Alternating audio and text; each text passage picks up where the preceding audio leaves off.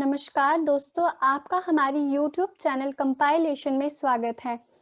मेरा नाम है स्नेहा और आज हम 5वीं कक्षा का 18वां अध्याय, जिसका नाम है चुनौती हिमालय की, उसके बारे में पढ़ने जा रहे हैं। पहले हम इस पाठ को पढ़ेंगे, फिर इसके बाद इसके सार को समझेंगे और फिर इसके बाद हम इस पाठ के अभ्यास के प्रश्नोत्तर करेंगे। तो हम शुरू करते हैं।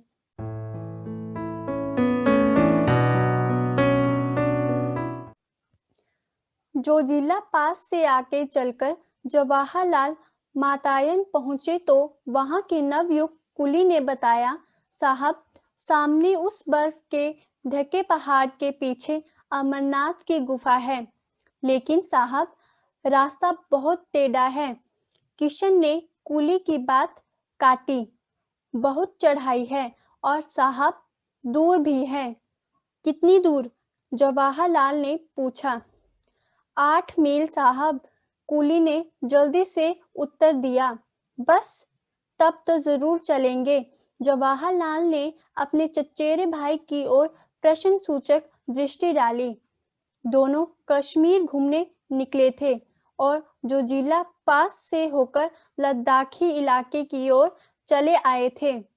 अब अमरनाथ जाने में क्या आपत्ति हो सकती है? फिर जवाहरलाल रास्ते की मुश्किलों के बारे में सुनकर सफर के लिए और भी उत्सुक हो गए।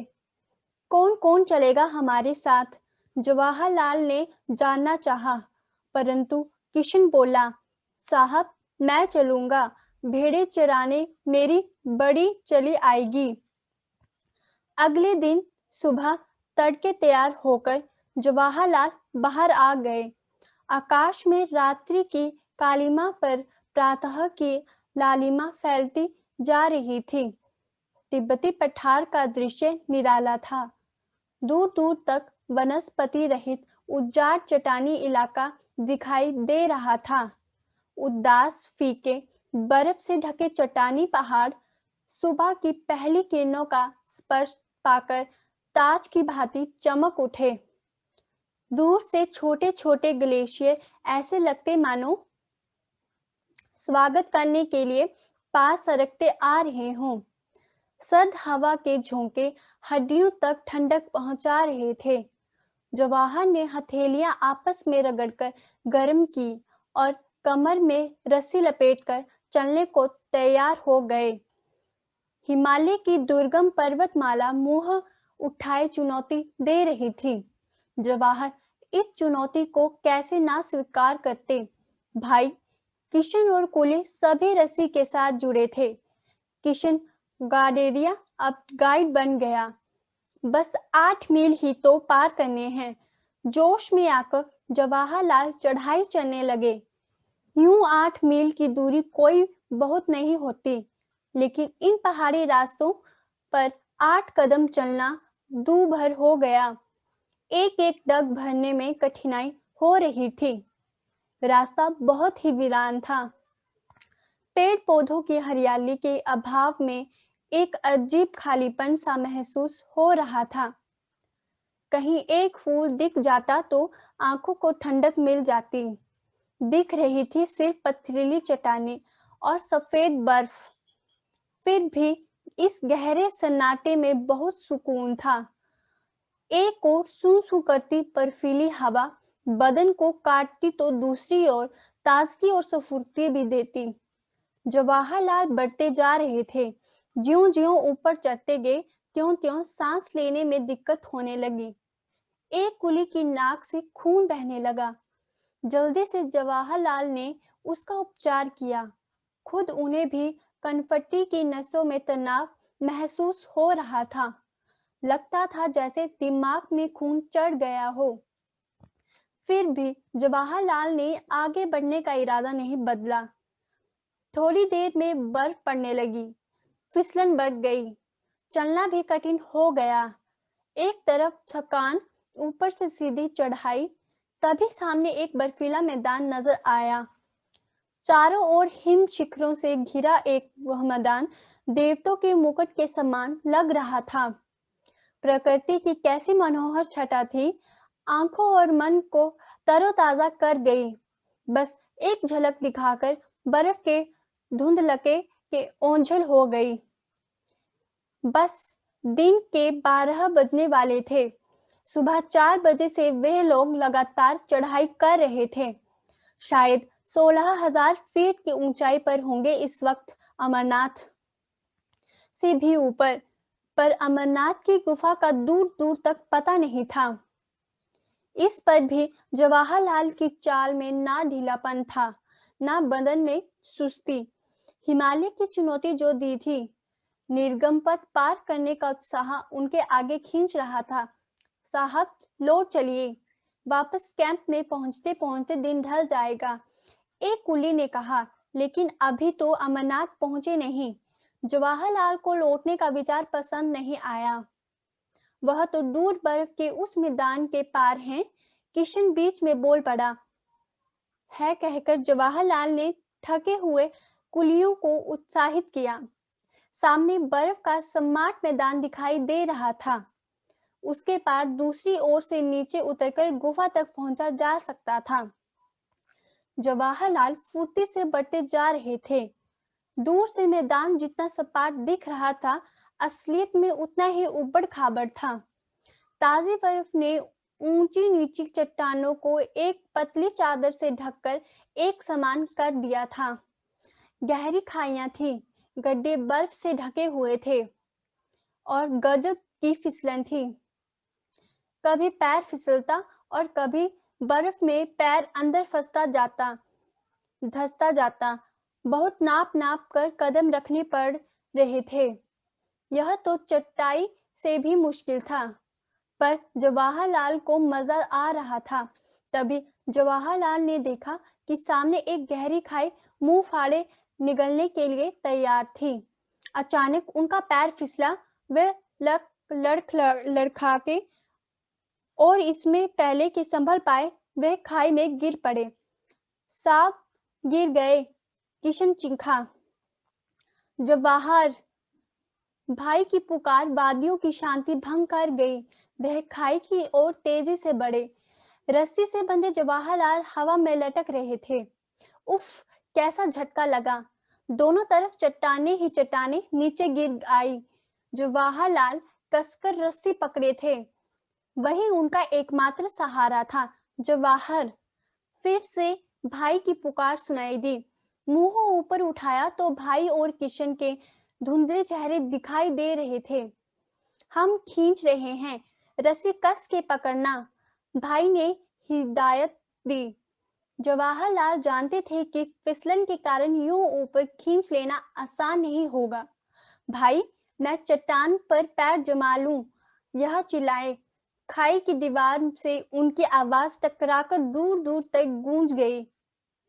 हल्की सी पैंग बढ़ाकर जवाहरलाल ने खाई की दीवार से उभरी चट्टान को मजबूती से पकड़ लिया और पथरीले धरातल पर पैर जमा लिए। पैरों के तले धरती के एहसास से जवाहरलाल की हिम्मत बढ़ गई। घबराना मत जवाहर, भाई की आवाज सुनाई दी। मैं बिल्कुल ठीक हूँ, कहकर जवाहरलाल मजबूती से रस्सी पकड़ एक एक कदम ऊपर की ओर बढ़ाने लगे।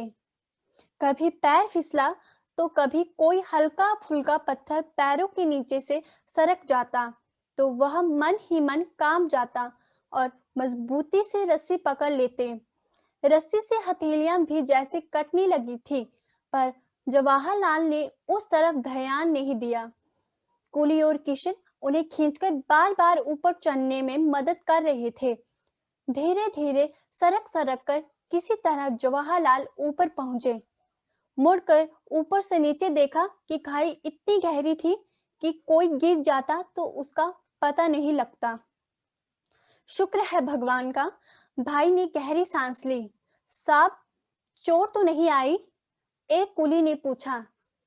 गर्दन हिला, कपड़े झाड़ जवाहरलाल फिर चलने को तैयार हो गए। इस हादसे से हल्का सा झटका जरूर लगा, फिर भी जोश ठंडा ना हुआ। वह अब भी आगे जाना चाहते थे। आगे चलकर उस तरह की गहरी और चौड़ी खाइयां की तादाद बहुत थी। खाइयां पार करने का उचित सामान भी तो नहीं था। निराश होकर जवाहरलाल को अमरनाथ तक का सफर अधूरा छोड़कर वापस लौटना पड़ा। अमरनाथ पहुंचने का सपना तो पूरा ना हो सका, पर हिमालय की ऊंचाइयां सदा जवाहरलाल को आकर्षित करती रही। तो अब इसका सार है। एक बार जवाहरलाल नेहरू ने अपने चचेरे भाई के साथ कश्मीर घूमने गए। जब वे जोशीला से आगे मातायन पहुंचे तो कुली ने उसे बताया कि सामने उस बर्फ के ढके पहाड़ के पीछे अमरनाथ जी की गुफा है। वहां की चढ़ाई बहुत मुश्किल है और रास्ता कठिनाइयों से भरा है। यह सुनकर जवाहरलाल अमरनाथ जाने को तैयार हो गए। अगले दिन वह सुबह सुबह 4 बजे अमरनाथ के लिए निकल पड़े। बर्फीली पहाड़ियों को पार करना आसान नहीं था। सर्द हवाओं के झोंके हड्डियों को कंपा रहे थे। जवाहर, उनके भाई किशन और कुली रस्सियों के साथ ऊपर चढ़ रहे थे। जैसे जैसे वह ऊपर चढ़ते गए, त्यों-त्यों उन्हें सांस लेने में मुसीबत आने लगी। परंतु वह फिर भी जवाहरलाल ने आगे बढ़ने का हिम्मत नहीं छोड़ी और बर्फ के पहाड़ पर चढ़ने लगे। तभी बर्फ पकड़ने लगी और फिसलन बढ़ गई। दिन के 12 बजे से लगभग वह 16,000 फीट की ऊंचाई पर थे, लेकिन फिर भी वह जोश के साथ आगे बढ़ते जा रहे थे। तभी कुली ने बताया कि सामने सपाट बर्फ का मैदान है और उसके पार अमरनाथ है। जवाहरलाल फुर्ती से बढ़ते जा रहे थे, लेकिन बर्फ ने सभी गहरी खाइयों तथा गड्ढों पर भी भर दिया था। तभी उनका पैर फिसल जाता और कभी बर्फ के पैर घुटनों पर धंस जाते। सभी बहुत संभलकर चल रहे थे। अचानक जवाहरलाल का पैर फिसल गया और वह एक गहरी खाई में गिर पड़े, लेकिन रस्सी से बंधे होने के कारण वह हवा में लटक गए। उनके भाई और कुली ने मिलकर ऊपर से रस्सी खींची और उन्हें बाहर निकाल दिया। जवाहरलाल ने भी हिम्मत के साथ अपने पैर एक चट्टान पर जमा लिए ताकि ऊपर चढ़ने में आसानी रहे। इसी प्रकार उन्होंने किसी तरह जवाहरलाल जी को बचा लिया। उनका उत्साह अभी भी ज्यों का त्यों बना हुआ था, लेकिन आगे का मार्ग और भी मुश्किल था और उनके पास सारा घरों और कहियों से बचने के लिए सामान नहीं था। इसलिए निराश होकर जवाहरलाल को अमरनाथ का सफर अधूरा छोड़ना पड़ा और वे वापस लौट गए। लेकिन हिमालय की ऊंचाइयां सदैव उन्हें आकर्षित करती रही। तो ये था हमारा पाठ, जिसे लिखा है सुरेखा पंडितेगर ने। अब हम इसके अभ्यास के प्रश्न उत्तर करेंगे, जिसका पहला भाग है कहाँ क्या है। जिसका पहले प्रश्न का पहला भाग है, यह लद्दाख केंद्र शासित प्रदेश है। ऊपर दिए भारत के नक्शे में ढूंढो कि लद्दाख कहाँ है और तुम्हारा घर कहाँ है। इस प्रश्न को आप सभी विद्यार्थी खुद अपनी किताब पर देख के करेंगे। तो अब हम इसका अगला भाग करेंगे, जिसका नाम है वाद विवाद। जिसका पहला प्रश्न है, बर्फ से ढके चट्टानी पहाड़ों के उदास और फीके लगने की क्या वजह हो सकती है।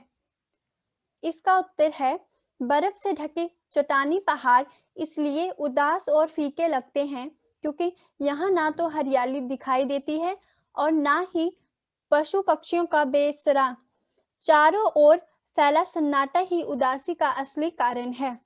अब इसी प्रश्न का दूसरा भाग है, बताओ यह जगह कब उदास और फीकी लगती है और यहाँ कब रौनक होती है। घर, बाजार, स्कूल और खेत। इसका उत्तर है घर। जब घर के सभी सदस्य बाहर गए हों तो घर उदास और फीका लगता है, लेकिन जब घर के सभी सदस्य एक साथ हो तो यहाँ रौनक होती है। बाजार, जब दुकानें बंद होती हैं तब बाजार उदास और फीके लगते हैं, लेकिन जब दुकानें खुली हो और विशेष रूप से त्योहार के दिनों में बाजार में रौनक होती है। स्कूल, जब स्कूल में छुट्टियां होती हैं तब स्कूल की छुट्टी के बाद स्कूल उदास और फीके लगते हैं। जब बच्चे स्कूल में होते हैं तब स्कूल में रौनक बनी रहती है।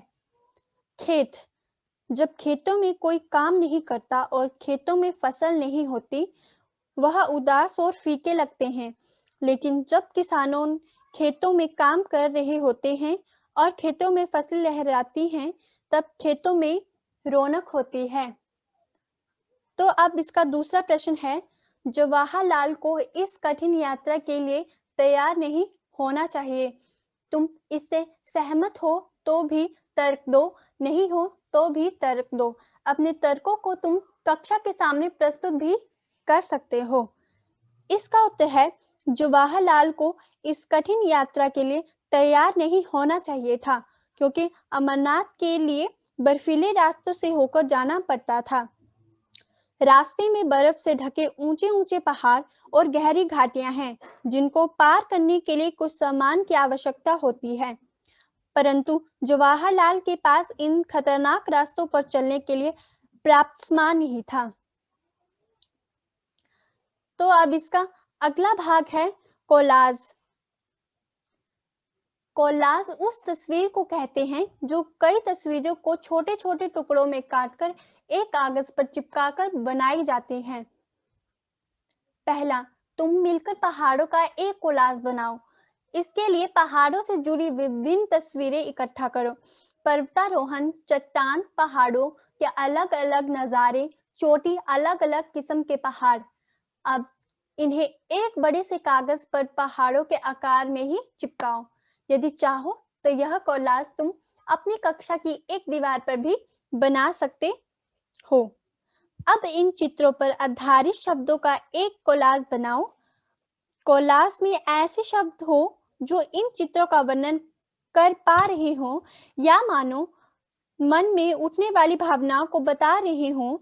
अब इन दोनों कोलाजों को कक्षा में प्रदर्शित करो। तो यह प्रश्न आप सभी बच्चे अपनी अपनी कक्षा यानी क्लास में करेंगे। तो अब हम इसका अगला भाग करते हैं, जिसका नाम है तुम्हारी समझ से। तो बच्चों, इसका पहला प्रश्न है, इस वृत्तांत को पढ़ते पढ़ते तुम्हें भी अपनी कोई छोटी या लंबी यात्रा याद आ रही हो तो उसके बारे में लिखो। यह प्रश्न भी आप सभी बच्चे अपने आप कर सकते हैं कि आपको यह कहानी पढ़ के कौन सी यात्रा यानी कौन से सफर की याद आ रही है। तो अब हम इसका दूसरा प्रश्न करते हैं, जो कि है, जवाहरलाल को अमरनाथ का सफर अधूरा क्यों छोड़ना पड़ा। तो इसका उत्तर है, उन्हें यह सफर इसीलिए अधूरा छोड़ना पड़ा क्योंकि उनके पास बर्फीले रास्तों पर चलने के लिए पर्याप्त सामान नहीं था और वहां के रास्ते भी बहुत ही ज्यादा मुश्किल थे। तो अब इसका तीसरा प्रश्न है, जवाहरलाल, किशन और कुली सभी रास्तों से क्यों बंधे थे, सभी रस्सियों से क्यों बंधे थे। इसका जवाब है, जवाहरलाल, किशन और कुली सभी रस्सियों से इसलिए बंधे थे कि अगर उनमें से कोई कहीं पहाड़ी से गिर जाए या बर्फ पर फिसल जाए तो रस्सी के सहारे लटक कर बच सके। तो अब इसका चौथा प्रश्न है, जिसका पहला भाग है, पाठ में नेहरू जी ने हिमालय से चुनौती महसूस की। कुछ लोग पर्वतारोहण क्यों करना चाहते हैं। इसका उत्तर है, पर्वतारोहण अर्थात पर्वतों पर चढ़ना कुछ लोगों का शौक होता है और कुछ लोग मनोरंजन के लिए भी ऐसा करते हैं। इसीलिए कुछ लोग पर्वतारोहण करना चाहते हैं। अब इसका दूसरा भाग है, ऐसे कौन से चुनौती भरे काम हैं जो तुम करना पसंद करोगे। इसका उत्तर है, हम निम्नलिखित चुनौतियों भरे काम करना पसंद करते हैं। कक्षा में सबसे अधिक नंबर लाना, दुर्घटनाग्रस्त या मुश्किल में फंसे व्यक्ति की मदद करना, सबको एक समान मानना, तैराकी सीखना, बंदूक चलाना आदि। हम ये सब काम करना सीखना चाहते हैं। अब इसका अगला भाग है, बोलते पहाड़। तो यह बच्चों आप सभी इस प्रश्न को खुद करेंगे। तो अब हम इसका अगला भाग करते हैं, जिसका नाम है, एक वर्णन ऐसा भी। पाठ में तुमने जवाहरलाल नेहरू की पहाड़ी यात्रा के बारे में पढ़ा। नीचे एक और पहाड़ी इलाके का वर्णन दिया गया है जो प्रसिद्ध कहानीकार निर्मल वर्मा की किताब चीड़ों पर चांदनी से लिया गया है। इसे पढ़ो और नीचे लिखे प्रश्नों के उत्तर दो। क्या यह शिमला है, हमारा अपना शहर, या हम भूल से कहीं और चले आए हैं? हम नहीं जानते हैं कि पिछली रात जब हम बेखबर सो रहे थे, बर्फ चुपचाप गिर रही थी। खिड़की के सामने पुराना चिर परिचित देवदार का वृक्ष था जिसकी नंगी शाखाओं पर रुई के मोटे मोटे गालों से बर्फ चिपक गई थी। लगता था जैसे वह सांता कॉलेज हो। एक रात में ही जिसके बाल सन से सफेद हो गए हैं। कुछ देर बाद धूप निकल आती है। नीले चमाचम आकाश के नीचे बर्फ से ढकी पहाड़ियां धूप सेकने के लिए अपना चेहरा बादलों के बाहर निकाल लेती हैं।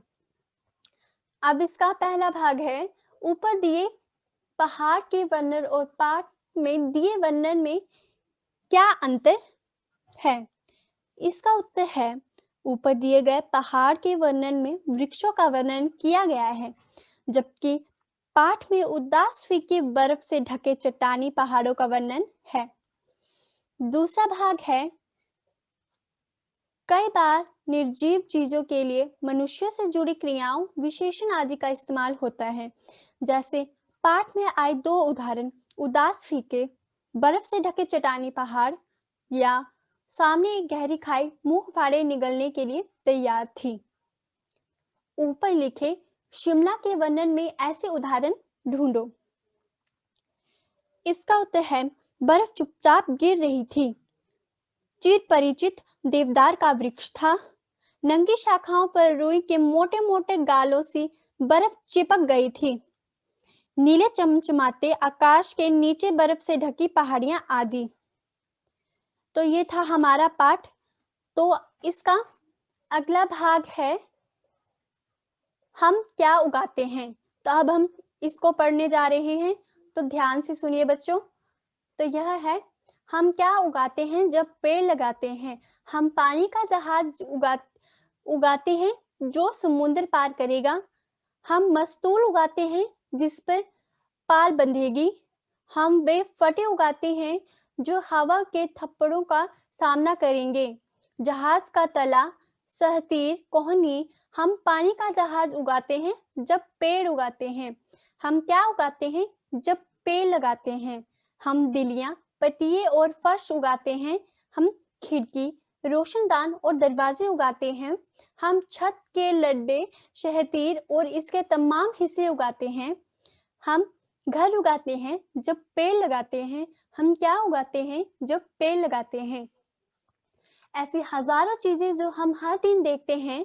हम गुंबद से भी ऊपर आने वाले शिखर उगाते हैं। हम अपने देश का झंडा फहराने वाला स्तंभ उगाते हैं। सूरज की गर्मी से छाया मानो मुक्त भी उगाते हैं। सूरज की गर्मी से छाया मानो मुक्त ही उगाते हैं। हम यह सब उगाते हैं जब पेड़ लगाते हैं। तो इस पाठ का सार है, इस कविता में कवि ने पेड़ का महत्व बताते हुए पेड़ लगाने को प्रोत्साहित करते हुए हमें बताया है कि पेड़ से प्राप्त लकड़ी से हम क्या क्या वस्तुएं बनाते हैं। कविता में कहा गया है, पेड़ से प्राप्त होने वाली लकड़ी से हम जहाज बनाते हैं जो समुद्र की यात्रा करवाता है। जहाज में लगाए जाने वाले मस्तूल, जहाज का तला, दाएं बाएं की लकड़ी, शहतीर, सब के लिए लकड़ी की जरूरत होती है। यह सब लकड़ी हमें पेड़ों से मिलती है। पेड़ों से प्राप्त लकड़ी से ही खिड़कियां, रोशनदान और दरवाजे बनते हैं। मकानों के ऊंचे ऊंचे गुंबद, हमारे देश का झंडा फहराने वाला डंडा भी पेड़ की लकड़ी से ही बनता है। इतना ही नहीं, पेड़ हमें छाया देकर गर्मी से भी बचाता है।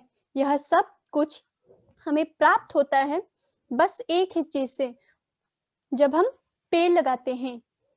यह पाठ लिखा है हेनरी एब, अनुवाद कबीर वाजपेयी। धन्यवाद दोस्तों, उम्मीद है कि आपको यह वीडियो पसंद आया।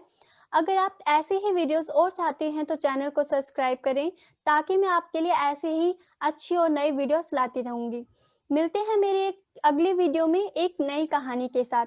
तब तक के लिए धन्यवाद।